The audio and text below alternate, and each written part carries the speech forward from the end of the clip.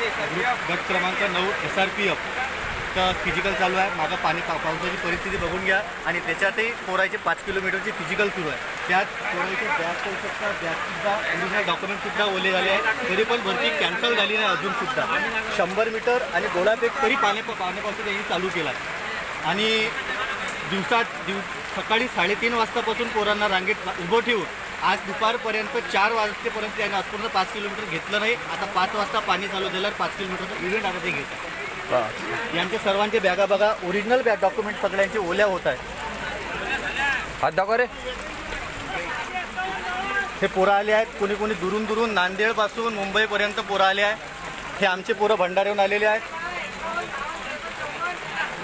तरी फिजिकल अजूनही सुरू आहे, तिथं अजूनही पोरायचे फिजिकल धावणं सुरू आहे, तरी पण प्रशासन याची काळजी घेत नाही आहे।